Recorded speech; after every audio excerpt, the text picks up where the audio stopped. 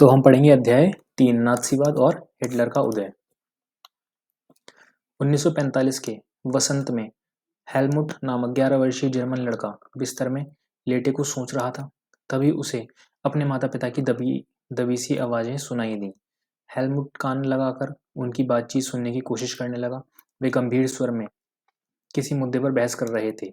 Helmut के पिता एक जाने माने चिकित्सक थे। उस वक्त वे अपनी पत्नी के बारे में इस बारे में बात कर रहे थे कि क्या उन्हें पूरे परिवार को खत्म कर देना चाहिए या अकेले आत्महत्या कर लेनी चाहिए। उन्हें अपना भविष्य सुरक्षित दिखाई नहीं दे रहा था। वे घबराहट भरे स्वर में कह रहे थे, अब मित्र राष्ट्र भी हमारे साथ वैसा ही बर्ताव करेंगे जैसा हमने अपाहिजों और यहूदियों के साथ किया था। अगले दिन वे हेलमुट को लेकर बाग में घूमने गए।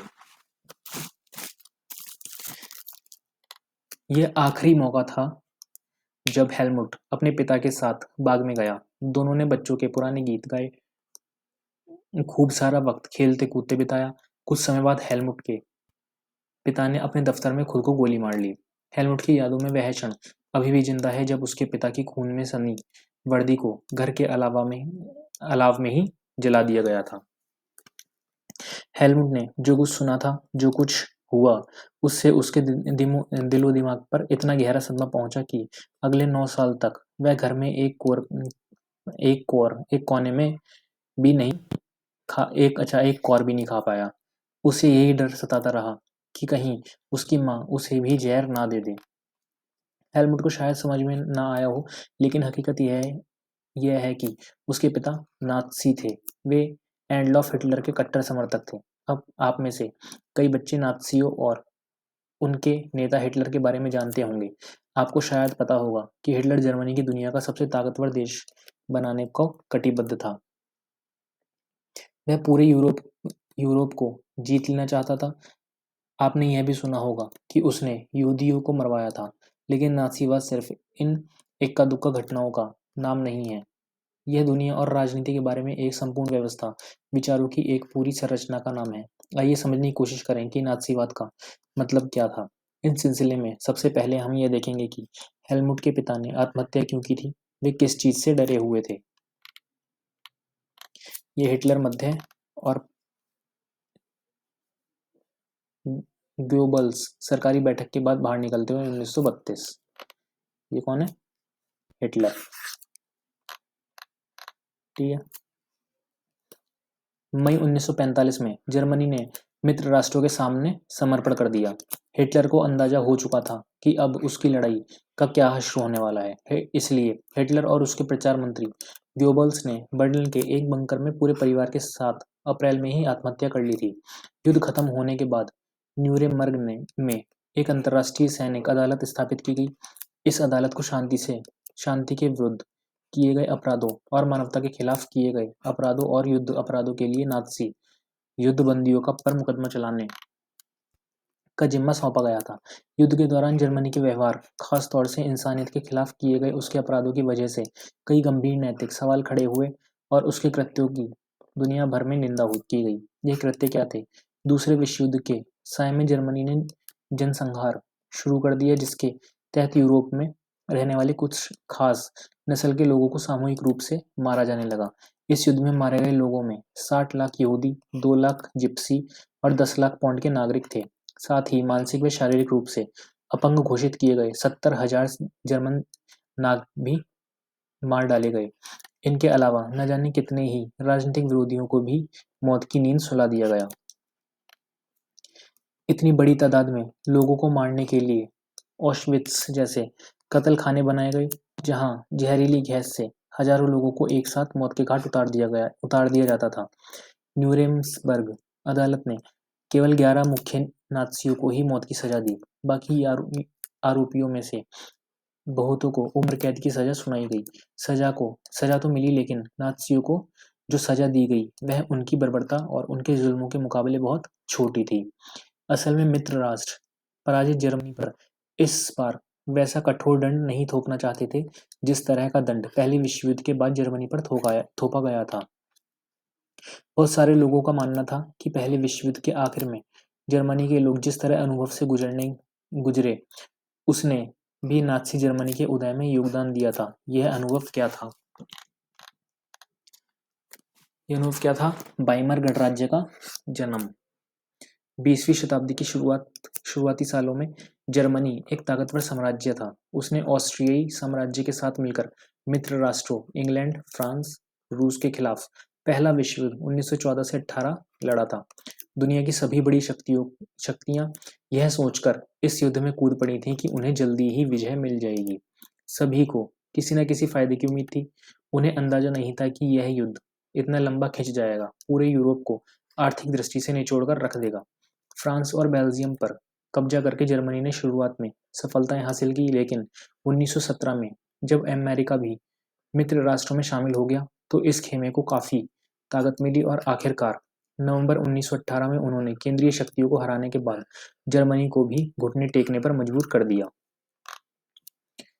साम्राज्यवादी जर्मनी की पराजय और सम्राट के पदत्याग ने वहां की संसदीय पार्टियों को जर्मन राजनीतिक व्यवस्था को एक नए सांचे में ढालने का अच्छा मौका उपलब्ध कराया।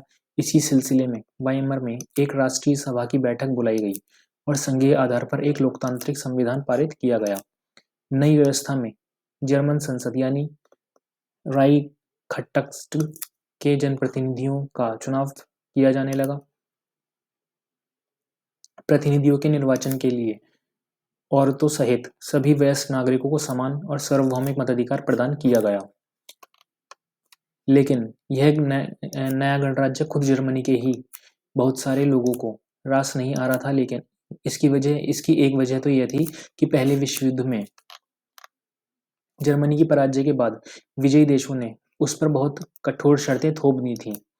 मित्र राष्ट्रों के साथ वार्साय में हुई शांति संधि जर्मनी की जनता के लिए बहुत कठोर और अपमानजनक थी। ठीक है, ऊपर चित्र में देखते हैं क्या है। वार्साय की संधि के बाद जर्मनी, इस नक्शे में आप इन इलाकों को देख सकते हैं जो संधि के बाद जर्मनी के हाथ से निकल गए थे। 1914 में जर्मनी से ली गई जमीन, लीग ऑफ नेशंस के नियंत्रण वाली जमीन और वैश्यानिकृत क्षेत्र, ये कौन सी जर्मनी से ली गई जमीन? पोसान, प्राशा, लॉरेन, ये सब निकल गए हाथ से। लीग ऑफ नेशंस की नियंत्रण वाली जमीन कौन सी है? ये वाली है, पूर्वी पाशा वगैरह।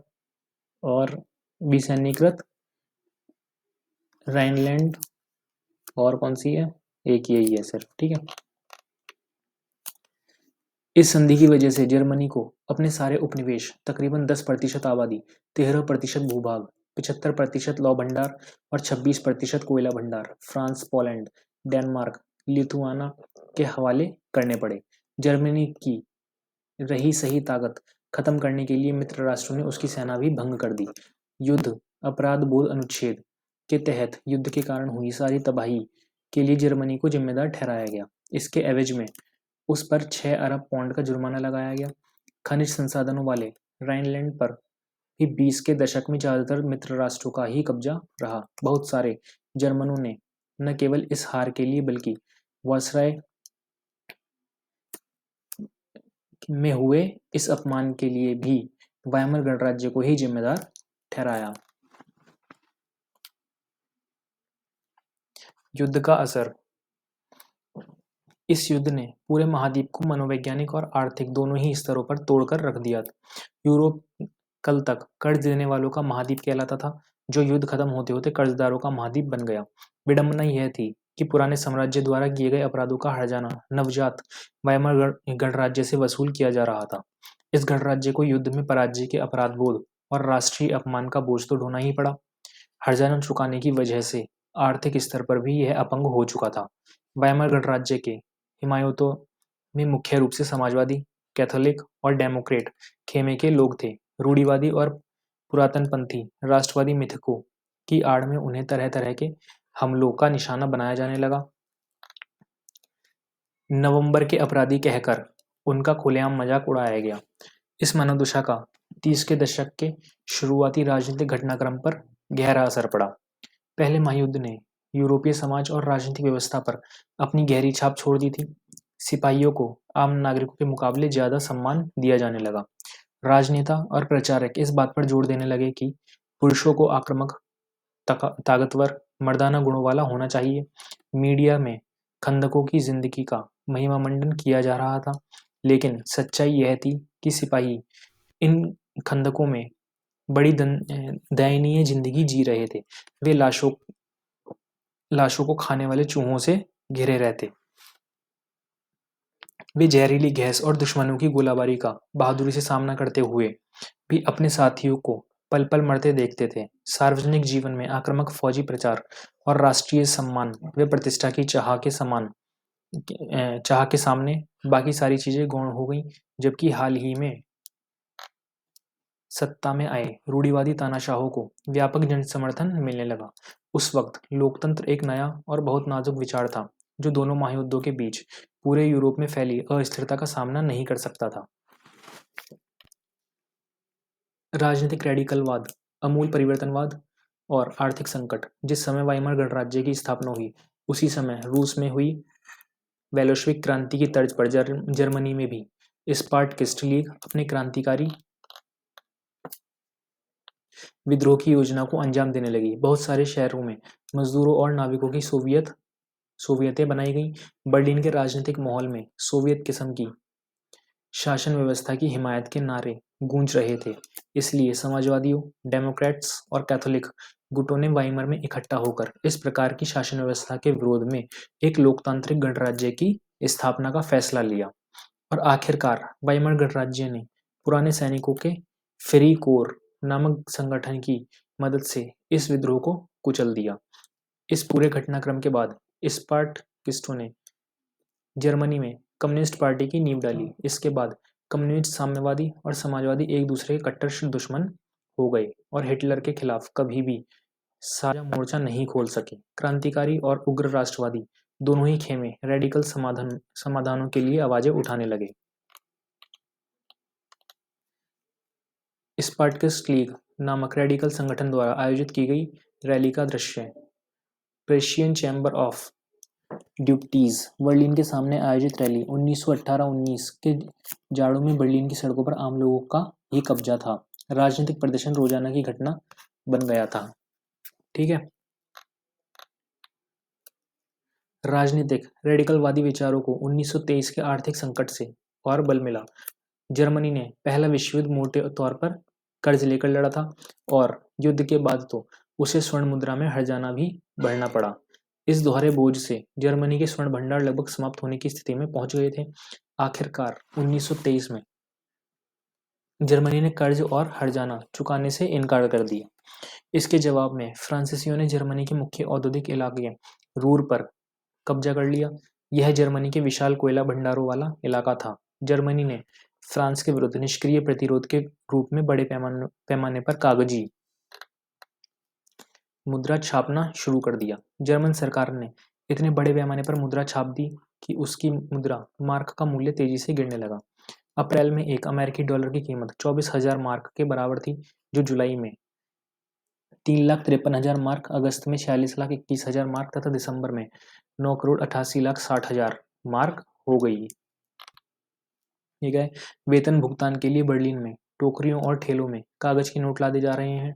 1923 में जर्मन मार्क की कीमत इतनी कम रह गई थी कि मामूली भुगतान के लिए भी बहुत सारे नोटों की जरूरत पड़ती थी। ठीक है। इस तरह $1 में खरबों मार्क मिलने लगे। जैसे जैसे मार्क की कीमत गिरती गई, जरूरी चीजों की कीमतें आसमान छूने लगी। रेखा चित्रों में जर्मन नागरिकों को पावरोटी खरीदने के लिए बैलगाड़ी में नोट भरकर ले जाते हुए दिखाया जाने लगा। जर्मन समाज दुनिया भर में हमदर्दी का पात्र बनकर रह गया। इस संकट को बाद में अति मुद्रास्फीति का नाम दिया गया। जब कीमतें बेहिसाब बढ़ जाती हैं तो उस स्थिति को अति मुद्रास्फीति का नाम दिया जाता है। ये रात को सोने के लिए कतार में खड़े बेघर लोग। 1923 जर्मनी को इस संकट से निकालने के लिए अमेरिकी सरकार ने हस्तक्षेप किया।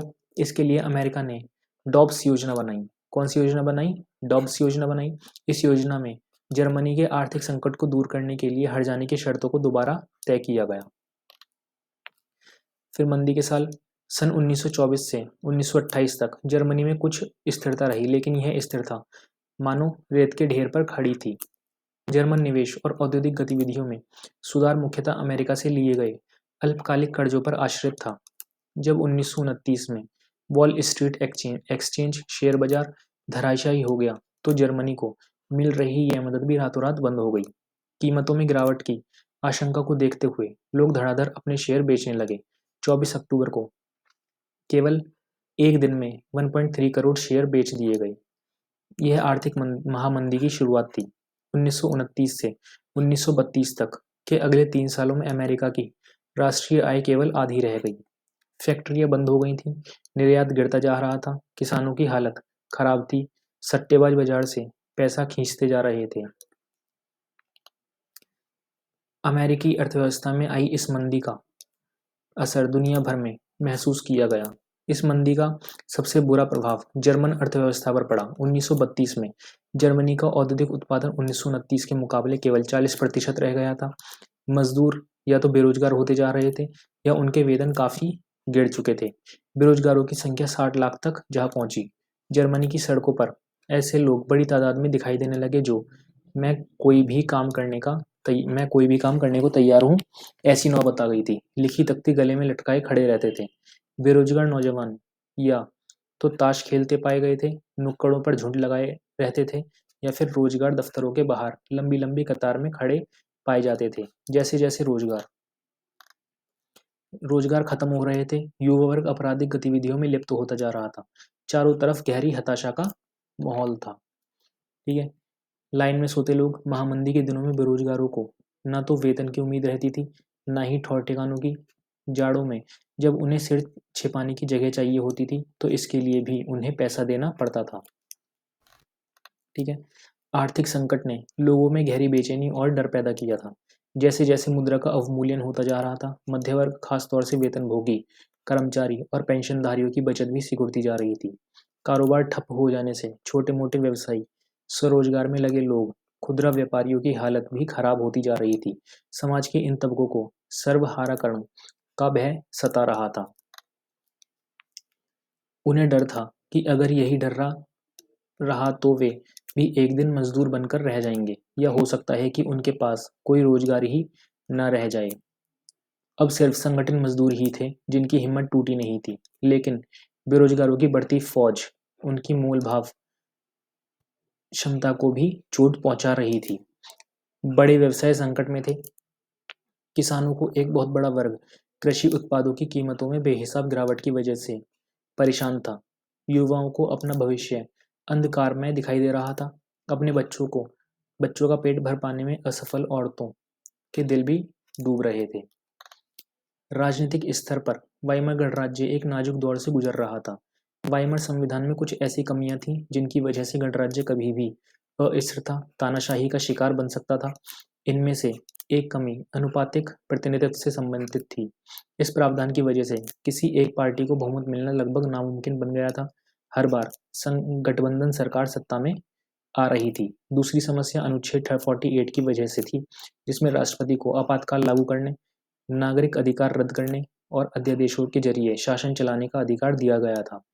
अपने छोटे से जीवन काल में वाइमार गणराज्य का शासन 20 मंत्रिमंडलों के हाथों में रहा और उनकी औसत अवधि 239 दिन से ज्यादा नहीं रही। इस दौरान अनुच्छेद 48 का भी जमकर इस्तेमाल किया गया, पर इन सारे नुक्सों के बावजूद संकट दूर नहीं हो पाया। लोकतांत्रिक संसदीय व्यवस्था में लोगों का विश्वास खत्म होने लगा, क्योंकि वह उनके लिए कोई समाधान नहीं खोज पा रही थी। ठीक है। फिर आता है हिटलर का उदय। अर्थव्यवस्था, राजनीतिक, समाज में गहराते जा रहे इस संकट ने हिटलर के सत्ता में पहुंचने का रास्ता साफ कर दिया। 1889 में ऑस्ट्रिया में जन्मे हिटलर की युवावस्था बेहद गरीबी में गुजरी थी। रोजी रोटी का कोई जरिया ना होने के कारण पहले विश्व युद्ध की शुरुआत में उसने भी अपना नाम फौजी भर्ती के लिए लिखवा दिया था। भर्ती के बाद उसने अग्रिम मोर्चे पर संदेहवाहक का काम किया, कारपोलर बना और बहादुरी के लिए उसने कुछ तमगे भी हासिल किए। जर्मनी सेना की पराजय ने तो उसे हिला दिया था, लेकिन वर्सलाई की संधि ने तो उसे आगबूला ही कर दिया। 1919 में उसने जर्मन वर्कर्स पार्टी नामक एक छोटे से समूह की सदस्यता ले ली। धीरे धीरे उसने इस संगठन का पर अपना नियंत्रण कायम कर लिया और नेशनल सोशलिस्ट पार्टी का नया नाम दिया। क्या था? National socialist party. इस पार्टी को बाद में नात्सी पार्टी के नाम से जाना लगा। कौन सी? नात्सी पार्टी के नाम से। ठीक है। 1923 में ही हिटलर ने बेवारिया पर कब्जा करने, बर्लिन पर चढ़ाई करने और सत्ता पर कब्जा करने की योजना बना ली थी। इन दुस्साहसिक योजनाओं में वह असफल रहा। उसे गिरफ्तार कर लिया गया। उस पर देशद्रोह का मुकदमा भी चला, लेकिन कुछ समय बाद उसे रिहा कर दिया गया।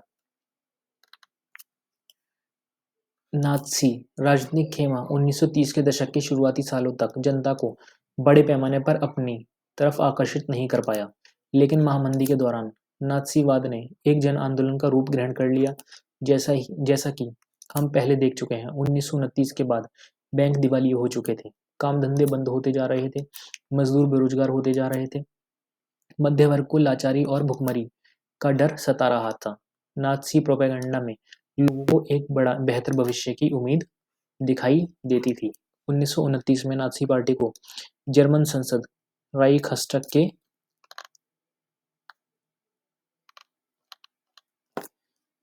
लिए चुनावों में महज 2.6% वोट मिले थे। कितने? 2.6% वोट मिले। 1932 तक आते आते यह देश की सबसे बड़ी पार्टी बन चुकी थी और 37% 37% वोट मिलने शुरू हो गए थे, वोट मिले थे। ठीक है, ये फोटोज देख लेते हैं क्या है। न्यूरेमबर्ग पार्टी कांग्रेस में हिटलर का स्वागत 1938 में। ये न्यूरेमबर्ग रैली है 1936। इस तरह रैलियां हर साल आयोजित की जाती थी। नात्सी सत्ता का प्रदर्शन इन रैलियों का एक महत्वपूर्ण आयाम होता था। विभिन्न संगठन हिटलर के सामने से परेड करते हुए निकलते थे, उसके प्रति निष्ठा की शपथ लेते थे और उसके भाषण सुनते थे। हिटलर जबरदस्त वक्ता था। उसका जोश और उसके शब्द लोगों को हिलाकर रख देते थे। वह अपने भाषणों में एक शक्तिशाली राष्ट्र की स्थापना, वर्साइल की संधि में हुए नाइंसाफी के प्रतिशोध और जर्मन समाज को खोई हुई प्रतिष्ठा वापस दिलाने का आश्वासन देता था। उसका वादा था कि वह बेरोजगारों का रोजगार और नौजवानों को एक सुरक्षित भविष्य देगा। उसने आश्वासन दिया कि वह देश को विदेशी प्रभाव से मुक्त कराएगा और तमाम विदेशी साजिशों को मुंहतोड़ जवाब देगा। हिटलर द्वारा एस कतारों के सामने भाषण। यह लंबी और सीधी कतारों को देखिए। इस तरह के चित्रों में के माध्यम से नात्सी सत्ता की भव्यता और ताकत को दर्शाने की कोशिश की जाती है। ठीक है। हिटलर ने राजनीति की एक नई शैली रची थी। वह लोगों को गोलबंद करने के लिए आडंबर और प्रदर्शन की अहमियत समझता था। हिटलर के प्रति भारी समर्थन दर्शाने, लोगों में परस्पर एकता का भाव पैदा करने के लिए नात्सियों ने बड़ी बड़ी रैलियां और जनसभाएं आयोजित की। स्वैच्छिक छपे लाल झंडे, नात्सी सैल्यूट और भाषणों के बाद खास अंदाज में तालियों की गड़गड़ाहट, ये सारी चीजें शक्ति प्रदर्शन का हिस्सा थीं।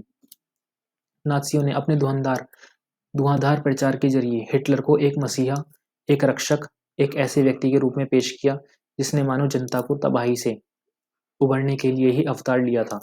एक ऐसे समाज का कोई यह छवि बेहद आकर्षक दिखाई देती थी।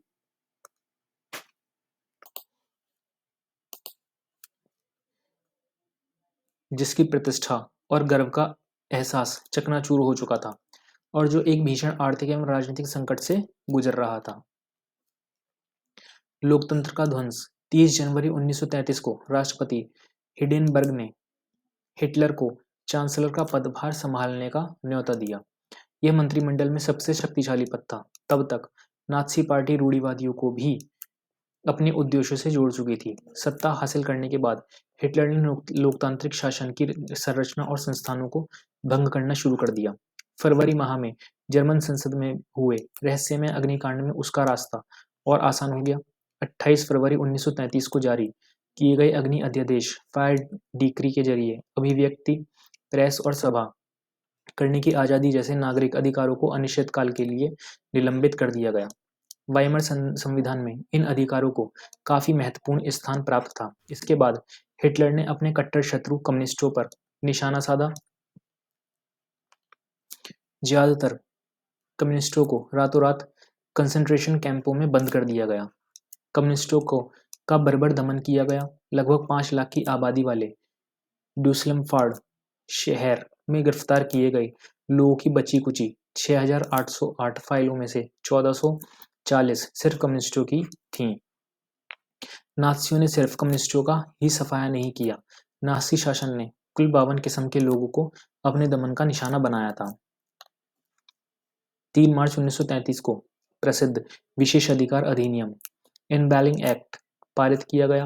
इस कानून के जर्मनी में बाकायदा तानाशाही स्थापित कर दी गई। इस कानून ने हिटलर को संसद को हाशिए पर धकेलने और केवल अध्यादेशों के जरिए शासन चलाने का निरंकुश अधिकार प्रदान कर दिया। नात्सी पार्टी और उससे जुड़े संगठनों के अलावा सभी राजनीतिक पार्टियां और ट्रेड यूनियनों पर पाबंदी लगा दी गई। अर्थव्यवस्था, मीडिया, सेना और न्यायपालिका पर राज्य का पूरा नियंत्रण स्थापित हो गया। पूरे समाज को नात्सियों के हिसाब से नियंत्रित और व्यवस्थित करने के लिए विशेष निगरानी और सुरक्षा दस्ते गठित किए गए। पहले से मौजूद हरी वर्दीधारी पुलिस और स्टॉर्म ट्रूपर्स एसए के अलावा गे 700 गुप्तचर राज्य पुलिस और एसएस अपराध नियंत्रण पुलिस और सुरक्षा सेवा एसजी का भी गठन किया गया। इन नवगठित दस्तों को बेहिसाब असंवैधानिक अधिकार दिए गए और इन्हीं की वजह से नाजी राज्य को एक खूंखार आपराधिक राज्य की छवि प्राप्त हुई। गेस्तापो के यंत्रण गृहों में किसी को भी बंद किया जा सकता था। कंसंट्रेशन कैंप क्या होते हैं? ऐसे स्थान जहां बिना किसी कानूनी प्रक्रिया के लोगों को कैद रखा जाता था। ये कंसंट्रेशन कैंप बिजली का करंट दौड़ते कटीले तारों से घिरे रहते थे। ये नए दस्ते किसी को भी यातना गृहों में भेज सकते थे। किसी को भी बिना कानूनी कार्यवाही के देश से निकाला दिया जा सकता था या गिरफ्तार किया जा सकता था। दंड की आशंका से मुक्त पुलिस बलों ने निरंकुश और निरपेक्ष शासन का अधिकार प्राप्त कर लिया था। ठीक, फिर पुनर्निर्माण। हिटलर ने अर्थव्यवस्था को पटरी पर लाने की जिम्मेदारी अर्थशास्त्री हॉलमार शक्त को सौंपी। शक्त ने सबसे पहले सरकारी पैसे से चलाए जाने वाले रोजगार संवर्धन कार्यक्रम के जरिए 100% उत्पादन और 100% रोजगार उपलब्ध कराने का लक्ष्य तय किया। मशहूर जर्मन सुपर हाईवे और जनता की कार फॉक्सवैगन इस परियोजना की देन थी। कौन सी? फॉक्सवैगन। पोस्टर में घोषणा हो रही है आपकी फॉक्सवैगन। इन पोस्टरों के जरिए यह एहसास कराने की कोशिश की जाती थी कि अब आम मजदूर भी कार खरीद सकता है। ठीक है। विदेश नीति के मोर्चे पर भी हिटलर को फौरन कामयाबियां मिली। 1933 में उसने लीग ऑफ नेशंस से पल्ला झाड़ लिया। 1936 में राइनलैंड पर दोबारा कब्जा किया और एक साम्राज्य एक नेता के नारे की आड़ में 1938 में ऑस्ट्रिया को जर्मनी में मिला लिया। इसके बाद उसने चेकोस्लोवाकिया के कब्जे वाले जर्मन भाषी सुडेटलैंड प्रांत पर कब्जा किया और फिर पूरे चेकोस्लोवाकिया को हड़प लिया। इस दौरान उसे इंग्लैंड का भी खामोश समर्थन मिल रहा था, क्योंकि इंग्लैंड की नज़र में वर्साइल की संधि के नाम पर जर्मनी के साथ सबसे बड़ी नाइंसाफी हुई थी। घरेलू और विदेशी मोर्चे पर जल्दी जल्दी मिली इन कामयाबियों से ऐसा लगा कि देश की नियति अब पलटने वाली है। फिर बेहतर जर्मनी। धुरी शक्तियों को मदद करने वाले देश कौन से? Finland, Romania, Hungary. जर्मन कब्जे वाले इलाके Norway, Belgium, France, Ukraine, Poland, Italy और उसका इलाका, ये इटली है और इसका इलाका अल्बानिया वगैरह भी है। तटस्थ देश कौन से हैं? ये वाले स्वीडन, स्विट्जरलैंड, स्पेन, आयरलैंड, पुर्तगाल, ये सब है। ठीक है। लेकिन हिटलर यहीं नहीं रुका। शक्त ने हिटलर को सलाह दी थी कि सेना और हथियारों पर ज़्यादा पैसा खर्च ना किया जाए, क्योंकि सरकारी बजट अभी भी घाटे में चल रहा था। लेकिन नाज़ी जर्मनी में एहतियात पसंद लोगों के लिए कोई जगह नहीं थी। शख्त को उनके पद से हटा दिया गया। हिटलर ने आर्थिक संकट से निकलने के लिए युद्ध का विकल्प चुना। वह राष्ट्रीय सीमाओं का विस्तार करते हुए ज़्यादा से ज़्यादा संसाधन इकट्ठा करना चाहता था।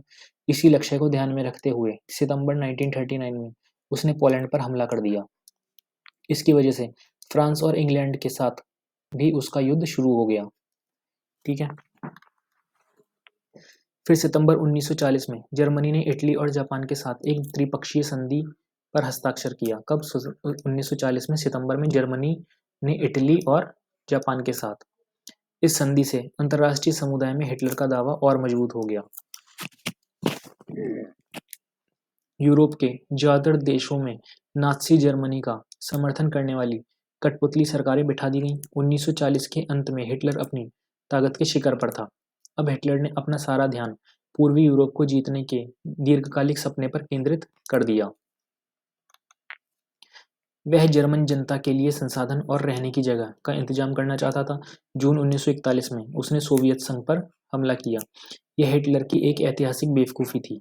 इस आक्रमण से जर्मन पश्चिमी मोर्चा ब्रिटिश वायुसैनिकों के बमबारी की चपेट में आ गया, जबकि पूर्वी मोर्चे पर सोवियत सेनाएं जर्मनों को नाको चने चबवा रही थी। सोवियत लाल सेना ने स्तालिनग्राद में जर्मन सेना को घुटने टेकने पर मजबूर कर दिया। सोवियत लाल सैनिकों ने पीछे हटते जर्मन सिपाहियों का आखिर तक पीछा किया और अंत में वे बर्लिन के बीचों बीच जा पहुंचे। इस घटनाक्रम ने अगली आधी सदी के लिए समूचे पूर्वी यूरोप पर सोवियत वर्चस्व स्थापित कर दिए। अमेरिका इस युद्ध में फंसने से लगातार बचता रहा। अमेरिका पहले विश्व युद्ध की वजह से पैदा हुई आर्थिक समस्याओं को दोबारा नहीं झेलना चाहता था, लेकिन वह लंबे समय तक युद्ध से दूर भी नहीं रह सकता था। पूरब में जापान की ताकत फैलती जा रही थी। उसने फ्रेंच इंडो चाइना पर कब्जा कर लिया था और प्रशांत महासागर में अमेरिकी नौसैनिक ठिकानों पर हमले की पूरी योजना बना ली थी। जब जापान ने हिटलर का समर्थन दिया और पर्ल हार्बर पर अमेरिकी ठिकानों की बमबारी का निशाना बनाया, तो अमेरिका भी दूसरे विश्व युद्ध में कूद पड़ा। यह युद्ध मई 1945 में हिटलर की पराजय और जापान के हिरोशिमा शहर पर अमेरिकी परमाणु बम गिराने के साथ खत्म हुआ। दूसरे विश्व युद्ध के इस संक्षिप्त ब्यौरे के बाद अब हम एक बार फिर हेलमुट और उसके पिता की कहानी पर वापस लौटते हैं। यह युद्ध के दौरान नात्सी जुल्मों की कहानी है। भारतीय समाचार पत्रों में जर्मनी के हालात पर एक नज़र। फिर नात्सियों का विश्व दृष्टिकोण। नात्सियों ने जो अपराध किए वह खास तरह के मूल्य मान्यताओं, एक खास तरह के व्यवहार से संबंधित थे। नात्सी विचारधारा हिटलर के विश्व दृष्टिकोण का पर्यायवाची थी। इस विश्व दृष्टिकोण में सभी समाजों को बराबरी का हक नहीं था। वे नस्ली आधार पर या तो बेहतर थे या कमतर थे। इस नजरिए में ब्लॉन्ड नीली आंखों वाले नॉर्डिक जर्मन आर्य सबसे ऊपरी और यहूदी सबसे निचली पायदान पर आते थे। यहूदियों को नस्ल विरोधी यानी आर्यों का कट्टर शत्रु माना जाता था। बाकी तमाम समाजों को उनके बाहरी रंग रूप के हिसाब से जर्मन आर्यों और यहूदियों के बीच में रखा गया था। ठीक है। हिटलर की नस्ली सोच चार्ल्स डार्विन और हर्बर्ट स्पेंसर जैसे विचारकों के सिद्धांतों पर आधारित थी।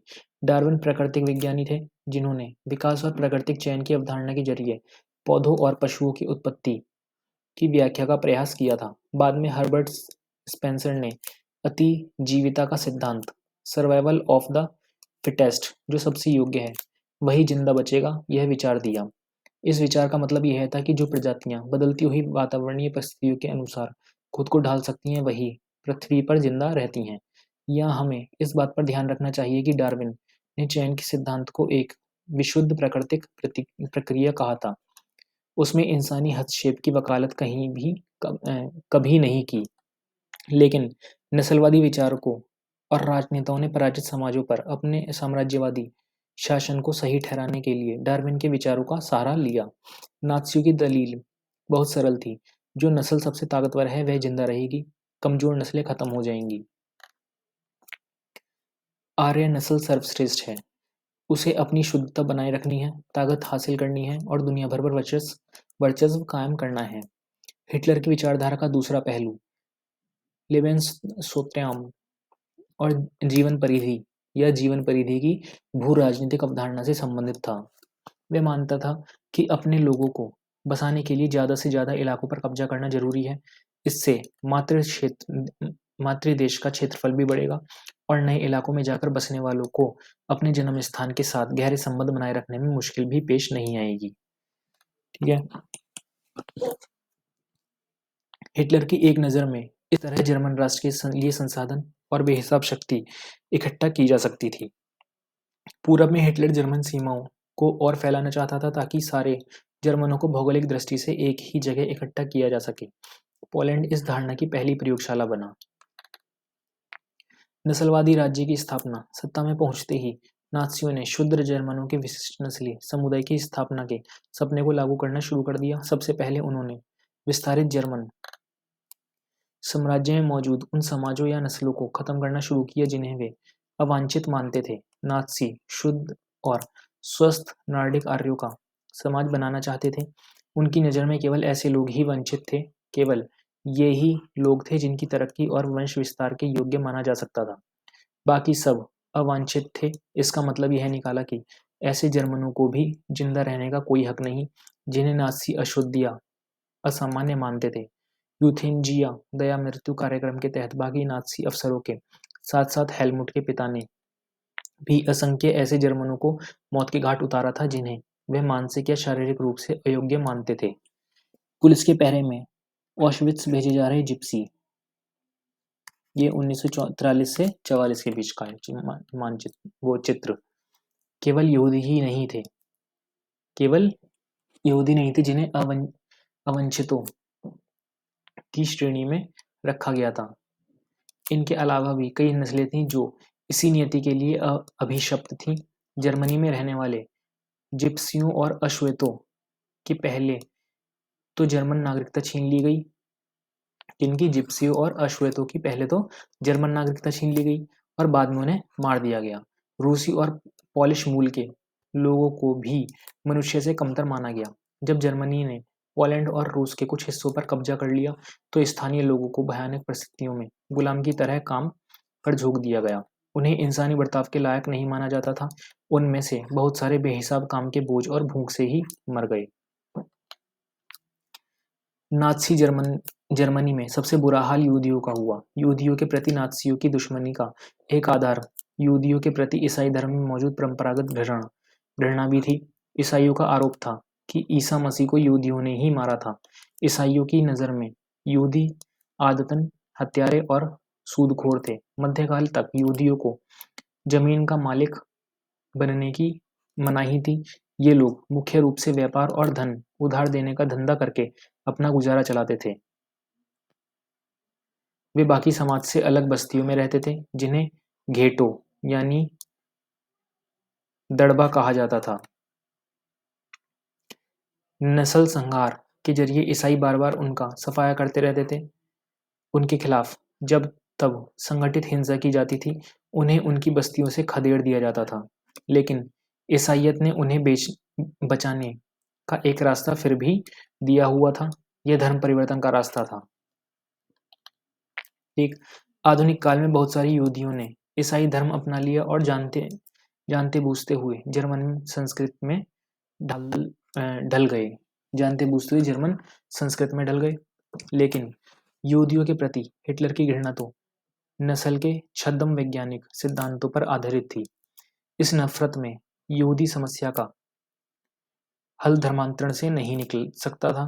हिटलर की दृष्टि से इस समस्या का सिर्फ एक ही हल था, यहूदियों को पूरी तरह खत्म कर दिया जाए। सन 1933 से 1938 तक नात्सियों ने यहूदियों को तरह तरह से आतंकित किया। उन्हें दरिद्र कर आजीविका के साधनों से हीन कर दिया और उन्हें शेष समाज से अलग थलग कर डाला। यहूदी देश छोड़कर जाने लगे। 1939 और 45 के दूसरे दौर में यहूदियों को कुछ खास इलाकों में इकट्ठा करने अंततः पोलैंड में बनाए गए गैस चैम्बरों में ले जाकर मार देने की रणनीति अपनाई गई। जिप्सी नाम से श्रेणीबद्ध किए गए समूहों की अपनी सामुदायिक पहचान थी। संती और रोमा ऐसे ही दो समुदाय थे। सूदखोर बहुत ज्यादा ब्याज वसूल करने वाले महाजन इस शब्द का प्राय गाली के रूप में प्रयोग किया जाता है। गेटो किसी समुदाय को औरों से अलग थलग करके रखना। नस्ली कल्पनालोक यूटोपिया। युद्ध के साये में नात्सी अपने कातिलाना नस्लवादी कल्पनालोक या आदर्श विश्व के निर्माण में लग गए। जनसंहार और युद्ध एक ही सिक्के के दो पहलू बन गए। पराजित पोलैंड को पूरी तरह तहस नहस कर दिया गया। उत्तर पश्चिमी पोलैंड का ज्यादातर हिस्सा जर्मनी में मिला लिया गया। पोलैंड के लोगों को अपने घर और माल असबाब छोड़कर भागने के लिए मजबूर किया गया ताकि जर्मनी के कब्जे वाले यूरोप में रहने वाले जर्मनों को वहां लाकर बसाया जा सके। इसके बाद पोलैंड वासियों को मवेशियों की तरह खदेड़कर जनरल गवर्नमेंट नामक दूसरे हिस्से में पहुंचा दिया गया। जर्मन साम्राज्य में मौजूद तमाम अवंचित जितने भी वंचित नहीं थे वो तत्व अवंचित तत्वों को जनरल गवर्नमेंट नामक इसी इलाके में लाकर रखा जाता था। पोलैंड के बुद्धिजीवियों को बड़े पैमाने पर मौत के घाट उतार दिया गया। यह पूरे पोलैंड के समाज को बौद्धिक और आध्यात्मिक स्तर पर गुलाम बना लेने की चाल थी। आर्य जैसे लगने वाले पोलैंड के बच्चों को उनके माँ बाप से छीनकर जांच के लिए नस्ल विशेषज्ञों के पास पहुंचा दिया गया। अगर वे नस्ली जांच में कामयाब हो जाते तो उन्हें जर्मन परिवारों में पाला जाता और अगर ऐसा नहीं होता तो उन्हें अनाथ आश्रमों में डाल दिया जाता जहां उनमें से ज़्यादातर मर जाते थे। जनरल गवर्नमेंट में कुछ विशालतम गेटों और गैस चैम्बर भी थे, इसलिए यहाँ यहूदियों को बड़े पैमाने पर मारा जाता था। यहूदियों को गैस चैम्बर तक ले जाने के लिए एक मालवाहक गाड़ी ऐसी होती थी। फिर मौत का सिलसिला। पहला चरण बहिष्कार 1933 से 39। हमारे बीच तुम्हें नागरिक की तरह रहने का कोई हक नहीं। न्यूरेमबर्ग नागरिकता अधिकार 1935 में आया था। जर्मन या उससे संबंधित रक्त वाले व्यक्ति ही जर्मन नागरिक होंगे और उन्हें जर्मन साम्राज्य का संरक्षण मिलेगा। यहूदियों और जर्मनों के बीच विवाह पर पाबंदी। यहूदियों और जर्मनों के बीच विवाहेतर संबंधों का अपराध घोषित कर दिया गया। यहूदियों द्वारा राष्ट्रीय ध्वज फहराने पर पाबंदी लगा दी गई। अन्य कानूनी उपाय। अन्य कानूनी उपाय क्या है? यहूदी व्यवसायों का बहिष्कार, सरकारी सेवाओं से निकाला जाना, यहूदियों की संपत्ति जब्ती और बिक्री। इसके अलावा नवंबर 1938 के एक जनसंहार में यहूदियों की संपत्तियों को तहस नहस किया गया, लूटा गया, उनके घरों पर हमले किए गए, यहूदी प्रार्थना घर जला दिए गए और उन्हें गिरफ्तार किया गया। इस घटना को नाइट ऑफ ब्रोकन ग्लास के नाम से याद किया जाता है। ठीक है, ये क्या है?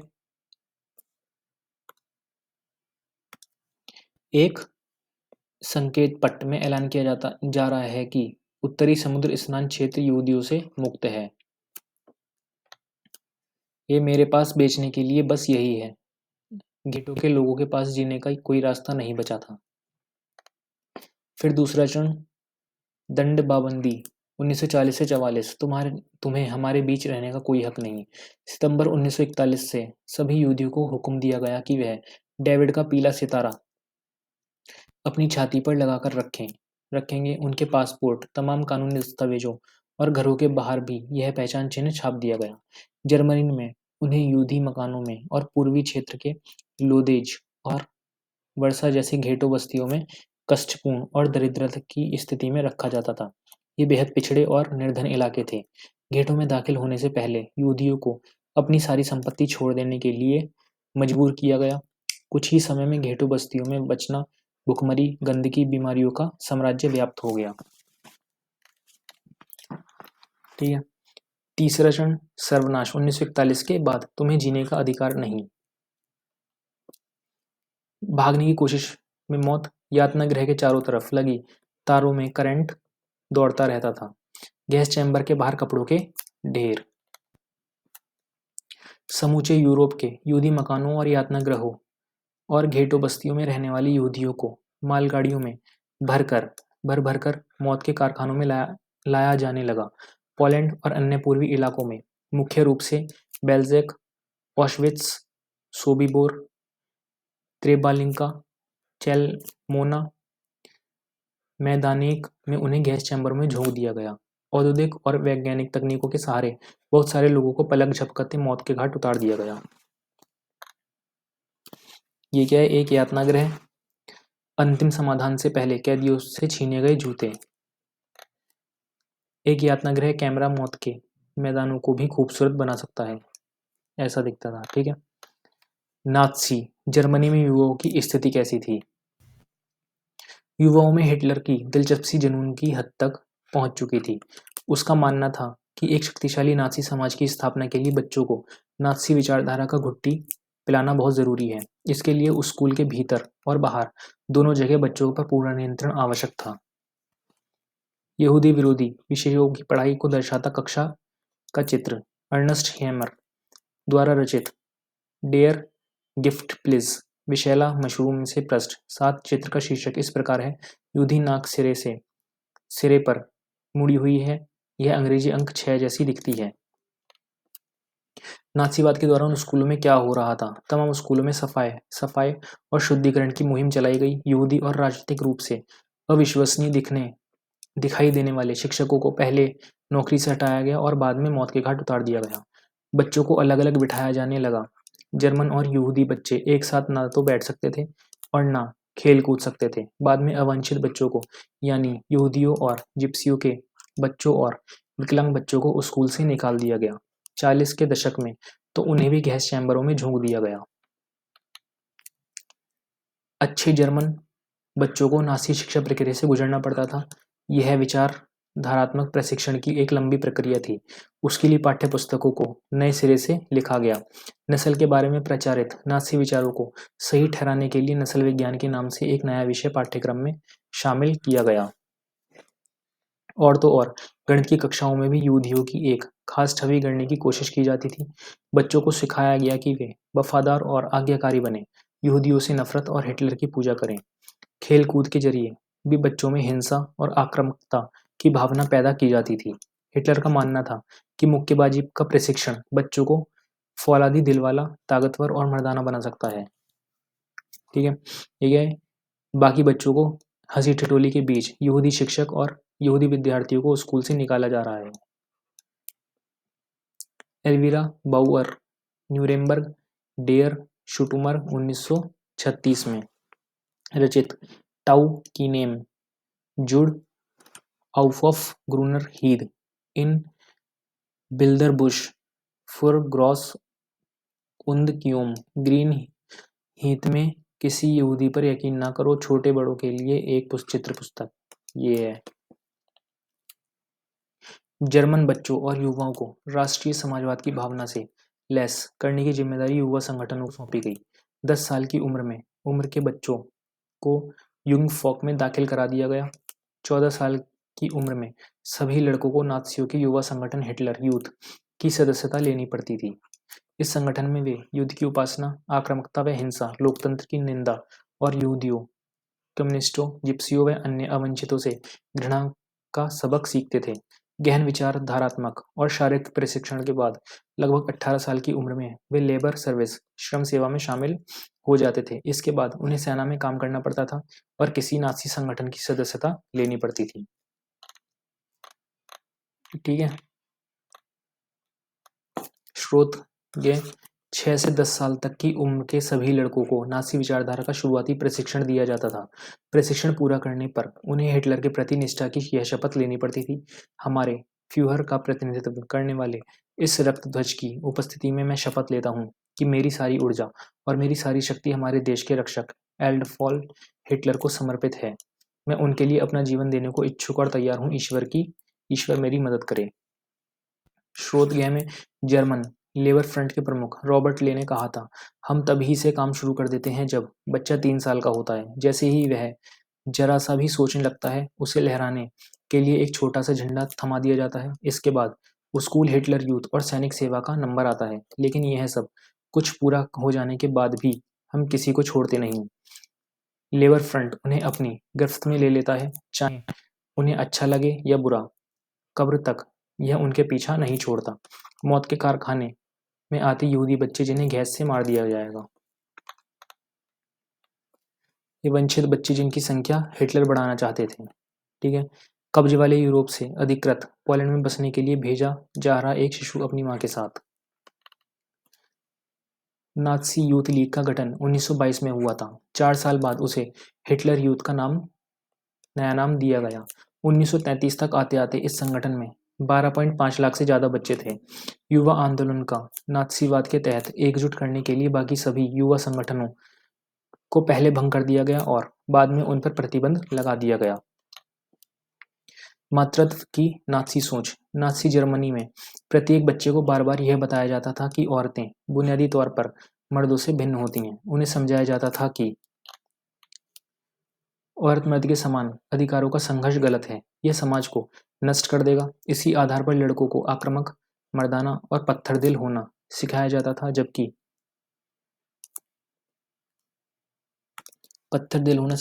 जबकि लड़कियों को यह कहा जाता था कि उनका फर्ज एक अच्छी माँ बनना और शुद्ध आर्य रक्त वाले बच्चों को जन्म देना और उनका पालन पोषण करना है। नस्ल की शुद्धता बनाए रखने, यहूदियों से दूर रहने, घर संभालने और बच्चों को नाज़ी मूल्य मान्यताओं की शिक्षा देने का दायित्व उन्हें ही सौंपा गया था। आर्य संस्कृति और नस्ल की ध्वजवाहक वही थी। स्रोत न्यूरेमबर्ग पार्टी रैली में औरतों को संबोधित करते हुए 8 सितंबर 1934 को हिटलर ने कहा था, हम इस बात को अच्छा नहीं मानते कि औरतें मर्दे की दुनिया में उसके मुख्य दायरे में दखल दें। हमारी नज़र में यह कुदरती बात है कि ये दोनों दुनिया एक दूसरे से अलग अलग हैं। जिस तरह मर्द अपने एहसास के रूप में युद्ध के मोर्चे पर अपना सर्वस्व न्यौछावर कर देता है, उसी तरह औरतें अपने अंतम बलिदान, अनंत पीड़ा और दर्द के रूप में अपना योगदान देती हैं।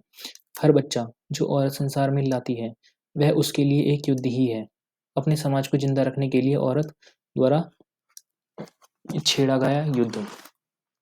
1933 में हिटलर ने कहा था, मेरे राज्य की सबसे महत्वपूर्ण नागरिक माँ है।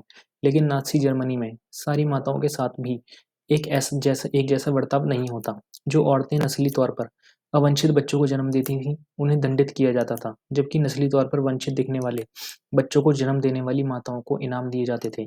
ऐसी माताओं को अस्पताल में विशेष सुविधाएं दी जाती थी, दुकानों में उन्हें ज़्यादा छूट मिलती थी और थिएटर व रेलगाड़ी के टिकट उन्हें सस्ते में मिलते थे।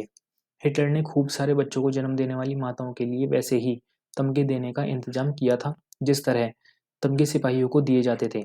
4 बच्चे पैदा करने वाली माँ को कांसे का, 6 बच्चे पैदा करने वाली माँ को चांदी का और 8 या उससे ज़्यादा बच्चे पैदा करने वाली माँ को सोने का तमगा दिया जाता था। ठीक है।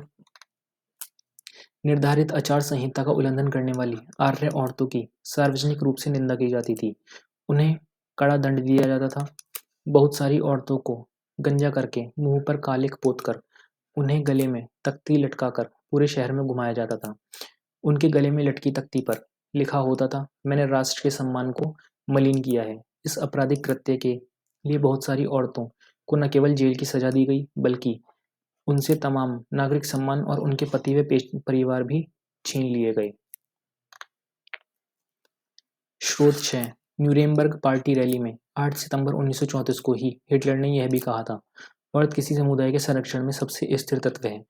उसे इस बात का सबसे अच्छी तरह पता होता है कि अपनी नस्ल को खत्म होने से बचाने के लिए क्या क्या चीज़ें महत्वपूर्ण होती हैं, क्योंकि उसी के बच्चे हैं जो इस सारी पीड़ा से सबसे पहले प्रभावित होंगे। इसलिए हमने नस्ली समुदाय के संघर्ष में औरत को भी वही जगह दी है जो प्रकृति और नियति के अनुसार है। फिर प्रचार की कला। नाज़ी शासन ने भाषा और मीडिया का बड़ी होशियारी से इस्तेमाल किया, उसका जबरदस्त फायदा उठाया। उन्होंने अपने तौर तरीकों को बयान करने के लिए जो शब्द ईजाद किए थे वे न केवल भ्रामक बल्कि दिल दहलाने वाले थे। नाज़ियों ने अपने अधिकृत दस्तावेजों में हत्या या मौत जैसे शब्दों का कभी इस्तेमाल नहीं किया। सामूहिक हत्याओं का विशेष व्यवहार, अंतिम समाधान यहूदियों के संदर्भ में, यूथेनेसिया विकलांगों के लिए, चयन और संक्रमण मुक्ति आदि शब्दों से व्यक्त किया जाता था। इवैक्यूएशन खाली कराना का आशय था लोगों को गैस चैम्बरों में ले जाना। क्या आपको मालूम है कि गैस चैम्बर को क्या कहा जाता है? क्या कहा जाता था? उन्हें संक्रमण मुक्ति क्षेत्र कहा जाता था। गैस चैम्बर स्नानघर जैसे दिखाई देते थे, उनमें नकली फव्वारे भी लगे होते थे। शासन के लिए समर्थन हासिल करने और नाज़ी विश्व दृष्टिकोण को फैलाने के लिए मीडिया का बहुत सोच समझकर इस्तेमाल किया गया। नात्सी विचारों को फैलाने के लिए तस्वीरों, फिल्मों, रेडियो, पोस्टरों, आकर्षक नारों और इश्तहारी पर्चों का खूब सहारा लिया जाता था। पोस्टरों में जर्मनों के दुश्मनों की रटी-रटाई छवियां दिखाई जाती थीं। उनका मजाक उड़ाया जाता था, उन्हें अपमानित किया जाता था, उन्हें शैतान के रूप में पेश किया जाता था।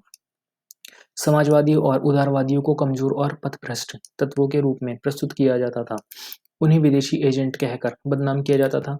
प्रचार फिल्मों में यहूदियों के प्रति नफरत फैलाने पर जोर दिया जाता था। द एटर्नल ज्यू अक्षय यहूदी इस सूची की सबसे कुख्यात फिल्म थी। परमप्रिय यहूदियों को खास तरह की छवियों में पेश किया जाता था। उन्हें दाढ़ी बढ़ाए, कफ्तान, चोगा पहने दिखाया जाता था, जबकि वास्तव में जर्मन यहूदियों को और बाकी जर्मनों के बीच कोई फर्क करना असंभव था, क्योंकि दोनों समुदाय एक दूसरे में काफी घुले मिले हुए थे। उन्हें केंचुआ, चूहा और कीड़ा जैसे शब्दों से संबोधित किया जाता था। उनकी चाल ढाल की तुलना कुतरने वाले छुछुंदरी जीवों से की जाती थी। नात्सीवाद ने लोगों के दिलो दिमाग पर गहरा असर डाला। उनकी भावनाओं को भड़काकर उनके गुस्से और नफरत को अवांछितों पर केंद्रित कर दिया। इसी अभियान से नास्तिवाद का सामाजिक आधार पैदा हुआ। नात्सियों ने आबादी के सभी हिस्सों को आकर्षित करने के लिए प्रयास किए। पूरे समाज को अपनी तरफ आकर्षित करने के लिए उन्होंने लोगों को इस बात का एहसास कराया कि उनकी समस्याओं को सिर्फ नात्सी ही हल कर सकते हैं। ठीक है। यहूदियों पर हमला करता एक नात्सी पोस्टर। चित्र के नीचे दी गई पंक्तियां। पैसा ही यहूदी का भगवान है। पैसे के लिए वह भयानक अपराध करता है। वह तब तक चैन से नहीं बैठता जब तक कि नोटों से भरे बोरे पर ना बैठ जाए, जब तक कि वह पैसे का राजा ना हो जाए। जर्मन किसान, तुम सिर्फ हिटलर के हो। क्यों? आज जर्मन किसान दो भयानक पार्टों के बीच पिस रहा है। एक खतरा अमेरिकी अर्थव्यवस्था यानी बड़े पूंजीवाद का है। दूसरा खतरा बोल्शेविज्म की मार्क्सवादी अर्थव्यवस्था का है। बड़ा पूंजीवाद और बोल्शेविज्म दोनों हाथ मिलाकर काम करते हैं।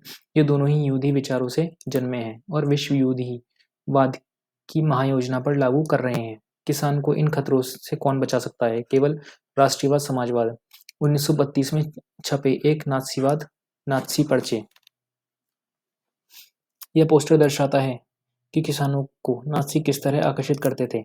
20 के दशक का एक नात्सी पार्टी पोस्टर।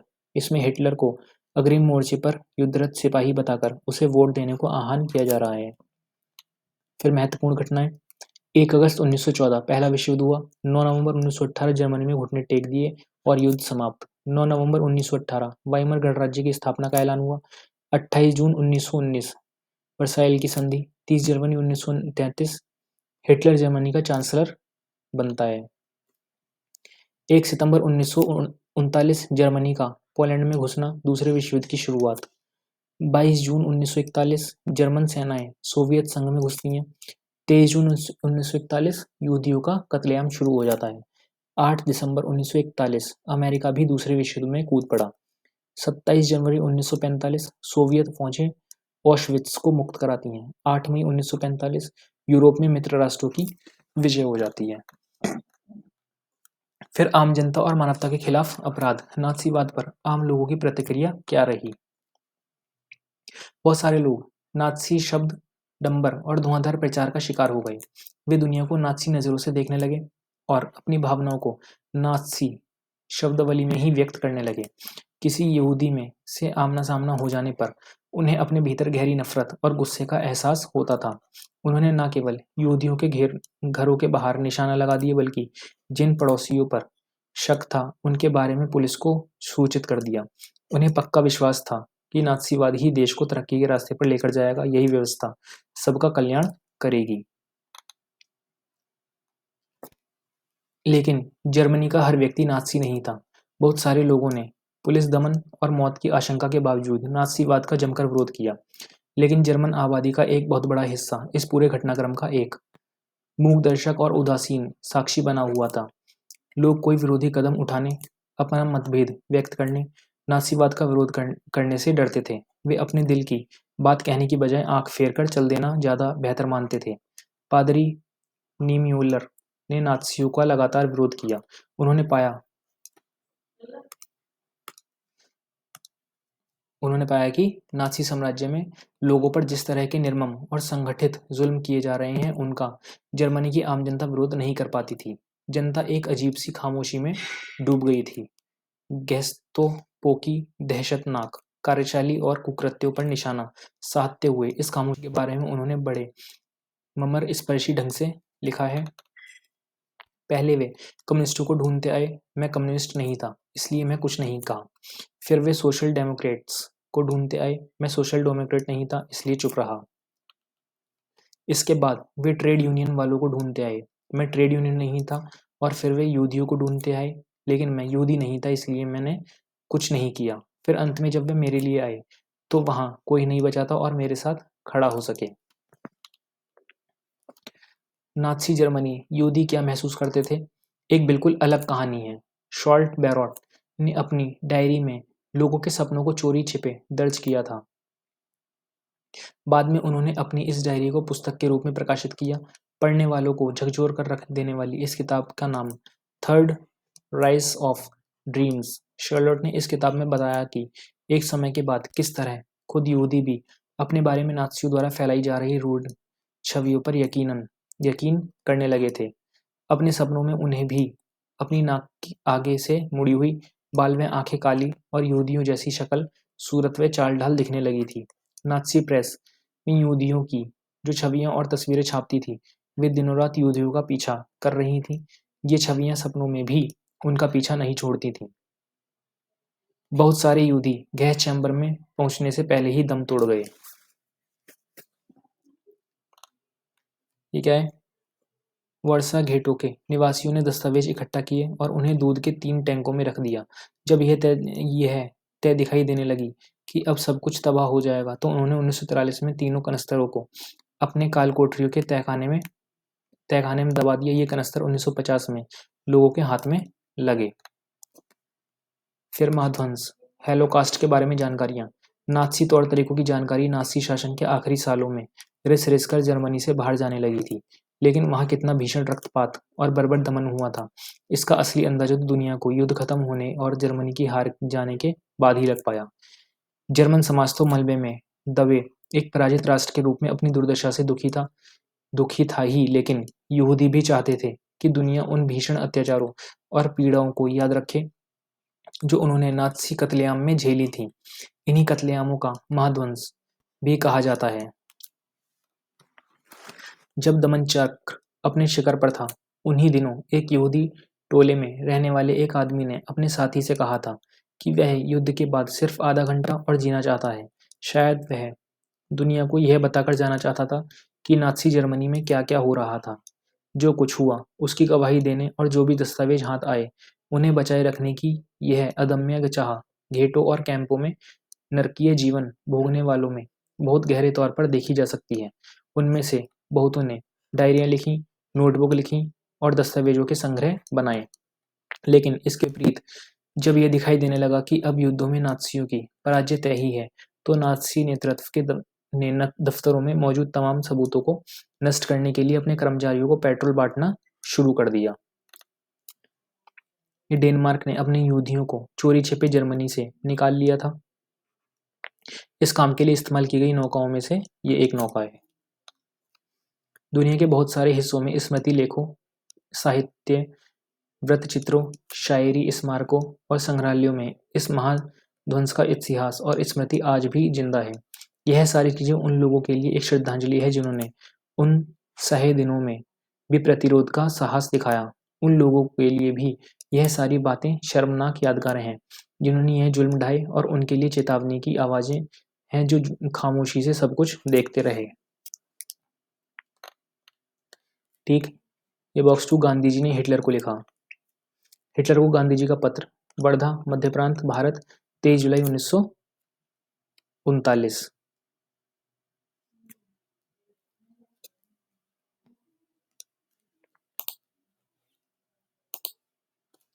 प्रिय मित्र, मित्रों का यह आग्रह रहा है मित्रों का यह आग्रह रहा है कि मानवता की खातिर मैं आपको कुछ लिखूं, लेकिन मैं उनके अनुरोध को अस्वीकार करता रहा हूं, क्योंकि मैं यह महसूस करता हूं कि मेरा आपको पत्र लिखना घृष्टता होगी। लेकिन मुझे कुछ ऐसा लगता है कि इस मामले में मुझे हिसाब किताब करके नहीं चलना चाहिए। मुझे आपसे अपील करनी ही चाहिए, चाहे वह जिस लायक हो। यह बात बिल्कुल स्पष्ट है कि आज संसार में आप ही ऐसे व्यक्ति हैं जो युद्ध को रोक सकते हैं, जो मानव जाति को बर्बर अवस्था में पहुंचा सकता है। क्या आपको किसी उद्देश्य के लिए इतना बड़ा मूल्य चुकाना चाहिए, फिर चाहे वह उद्देश्य आपकी दृष्टि में कितना ही महान क्यों ना हो? क्या आप एक ऐसे व्यक्ति की अपील पर ध्यान देंगे जिसने सोच विचार कर युद्ध के तरीके का त्याग कर दिया है और इसमें उसे काफ़ी सफलता भी मिली है? जो भी हो, मैं ये मान लेता हूँ कि यदि मैंने आपको पत्र लिखकर कोई भूल की है, तो उसके लिए आप मुझे क्षमा कर देंगे। मैं हूँ आपका सच्चा मित्र, मोहम्मद करमचंद गांधी। हिटलर को गांधी जी का पत्र 24 दिसंबर 1940 को।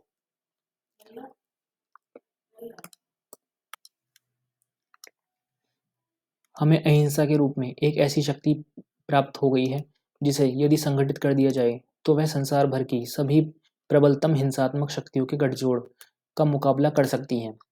जैसा कि मैंने कहा, अहिंसात्मक तरीके से पराजय नाम की कोई चीज है ही नहीं। यह तरीका तो बिना मारे या चोट पहुंचाए करने या मरने का तरीका है। इसका इस्तेमाल करने में धन की लगभग कोई ज़रूरत नहीं है और उस विनाश शास्त्र की तो नहीं ही जिसे आपने अपूर्णता के चरम बिंदु पर पहुंचा दिया है। मुझे देखकर आश्चर्य होता है कि आप यह भी नहीं देख पाते कि विनाशकारी यंत्रों पर किस तरह का एक अधिकार नहीं है। अगर ब्रिटिश लोग नहीं तो कोई और देश निश्चय ही आपके तरीकों से ज़्यादा बेहतर तरीका ईजाद कर लेगा और आपके ही तरीकों से आपको नीचे दिखाएगा। आप अपने देशवासियों के लिए कोई ऐसी विरासत नहीं छोड़ रहे जिस पर उन्हें गर्व होगा। वे एक क्रूर कर्म की चर्चा करने में गर्व का अनुभव नहीं करेंगे, फिर भले ही वह कृत्य कितनी ही निपुणतापूर्वक नियोजित क्यों न किया गया हो। अतः मैं मानवता के नाम पर आपसे युद्ध रोक देने की अपील करता हूँ। हृदय से आपका मित्र मोहम्मद करमचंद गांधी। फिर एक क्रियाकलाप और यहाँ पर होता है अध्याय समाप्त। अब मिलेंगे अगले अध्याय में। वीडियो लाइक करें, कमेंट करें, चैनल सब्सक्राइब करें और अपने दोस्तों के साथ शेयर करें। धन्यवाद।